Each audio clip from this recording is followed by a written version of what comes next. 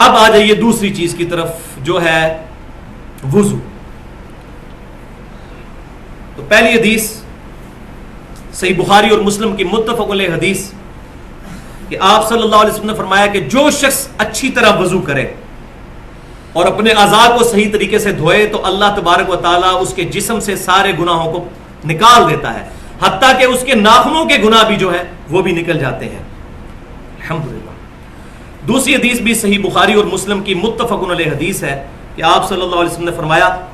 جب مسلمان فرض نماز کا وضو اچھی طرح کرتا ہے، اس کے بعد خشوع خضوع سے نماز پڑھتا ہے، تو اس نماز سے پہلے جتنے گناہ ہوئے تھے اللہ تبارک و تعالیٰ معاف فرما دیتا ہے. اور صحیح مسلم کے الفاظ آگے یہ ہے کہ بشرطے کہ اس دوران کبیرہ گناہ نہ کیے ہوں. کبیرہ گناہ نیک مال سے معاف نہیں ہوتے، وہ توبہ سے معاف ہوتے ہیں.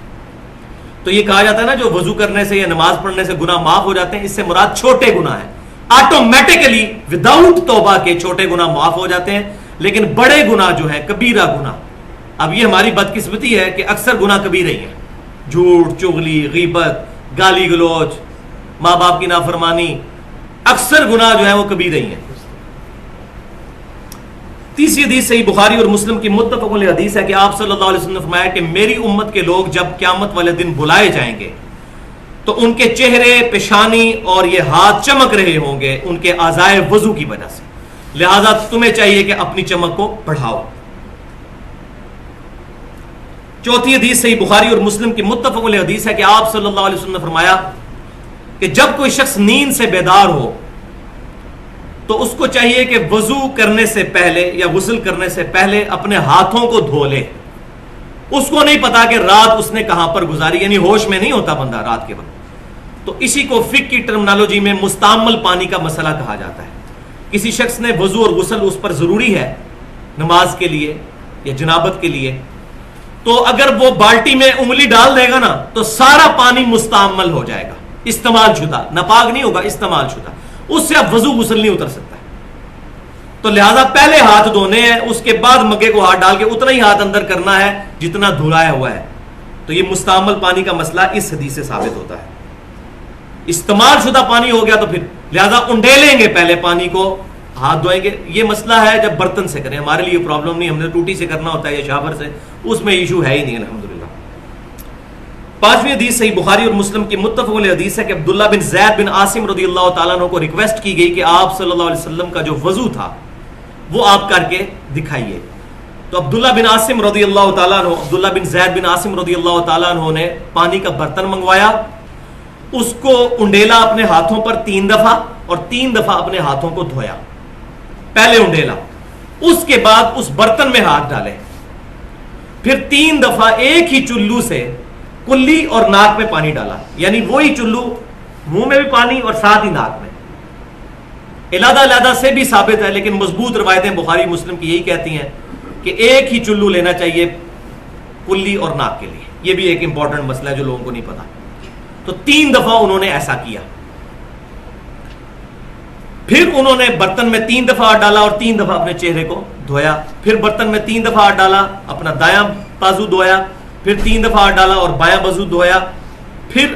آپ رضی اللہ تعالیٰ عنہ نے پانی لے کر ہاتھ پر ڈال کر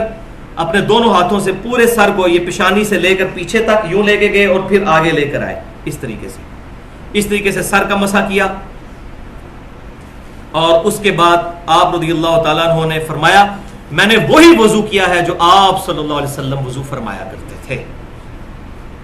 چھٹی حدیث رسول اللہ صلی اللہ علیہ وسلم سے صحیح بخاری میں ہے کہ اعضائے وضو کا ایک بار دھونا بھی ثابت ہے، 2 بار دھونا بھی اور 3 بار دھونا. قرآن پاک میں تو 1 دفعہ کا ذکر آیا ہے، لیکن احادیث میں 3 تک بھی ثابت ہے، 3 دفعہ بھی دھویا جا سکتا ہے. اب کچھ احادیث وضو میں احتیاط سے متعلق، یہ بہت امپورٹنٹ احادیث ہے. پہلی حدیث صحیح مسلم سے کہ مکہ سے مدینہ شریف کی طرف جاتے ہوئے آپ صلی اللہ علیہ وسلم نے راستے میں ایک جگہ پڑاؤ کیا تو صحابہ اکرام علیہم رضوان نے وضو کیا عصر کی نماز ادا کرنے کے لیے. تو کچھ صحابہ نے تیزی میں وضو کیا اور ان کی ایڑیاں جو ہیں وہ چمکتی ہوئی نظر آ رہی تھی. تو آپ صلی اللہ علیہ وسلم نے فرمایا کہ بے شک ایڑیوں کو خشک رہنے کی وجہ سے عذاب دیا جائے گا، وضو احتیاط کے ساتھ کیا کرو. تو اس سے بھی یہ بات پتہ چل گئی کہ وضو میں پاؤں کا دھونا ہی ضروری ہے،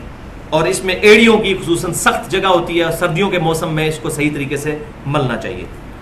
دوسری حدیث جامعہ ترمذی اور سنن ابن ماجہ میں ہے کہ آپ صلی اللہ علیہ وسلم نے فرمایا کہ جب کبھی بھی تم وضو کرو تو اپنے ہاتھ اور پاؤں کی انگلیوں کا خلال بھی کرو۔ ہاتھ جب دھوئیں گے تو ہاتھ کی انگلیوں کا خلال کریں گے، اور جب پاؤں دھوئیں گے تو پاؤں کی انگلیوں کا بھی خلال کریں گے۔ اب احتیاط کا مطلب یہاں پر میں ایک چیز بتا دوں کہ یہ وضو کرتے ہوئے احتیاط کا مطلب اسراف بھی نہیں ہونا چاہیے اور کنجوسی بھی نہیں ہونی چاہیے، کیونکہ صحیح حدیث ہے، بخاری اور مسلم کی متفق علیہ حدیث ہے کہ آپ صلی اللہ علیہ وسلم ایک مد پانی سے وضو فرما لیا کرتے تھے، 600 گرام، یعنی آپ کی جو 1.5 لیٹر کی بوتل ہے اس کو آدھا کر لیں، اس سے آپ صلی اللہ علیہ وسلم وضو فرما لیا کرتے تھے۔ جامعہ ترمذی، سنن ابی داؤد اور سنن ابن ماجہ میں حدیث ہے، یہ تیسری حدیث، کہ آپ صلی اللہ علیہ وسلم اپنے ہاتھ کی چھوٹی انگلی کے ساتھ پاؤں کی انگلیوں کا خلال فرمایا کرتے تھے اور پاؤں کی انگلیوں کو دھویا کرتے تھے۔ پانچویں حدیث جامعہ ترمذی، سنن نسائی اور سنن ابن ماجہ کی ہے کہ آپ صلی اللہ علیہ وسلم جب سر کا مسح فرماتے تو شہادت کی انگلی سے کانوں کے اندر کا بھی مسح فرماتے۔ یہ کان بھی چونکہ سر کے اندر ہی داخل ہے، قرآن پاک میں ذکر نہیں، لیکن یہ کان سر کے اندر ہی داخل ہوتے ہیں، اس لیے اس کا مسح بھی ہوگا اس طریقے سے،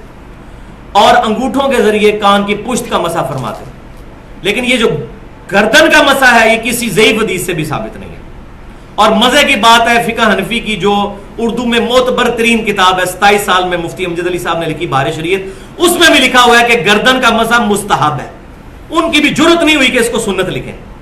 لہذا گردن کا مسح کوئی ثابت نہیں، مستحب بھی انہوں نے اپنے بزرگوں کی وجہ سے لکھ دیا۔ قرآن اور حدیث کے اندر کہیں بھی ثابت نہیں کہ نبی صلی اللہ علیہ وسلم نے گردن کا کبھی مسح کیا ہو۔ تو یہ بہت امپورٹنٹ بات ہی میں نے بتا دی، گردن کا مسح نہیں، سر پورے کا مسح، یوں آگے سے پیچھے اور پیچھے سے آگے اور یوں، بس یہ ہے، دیٹس آل۔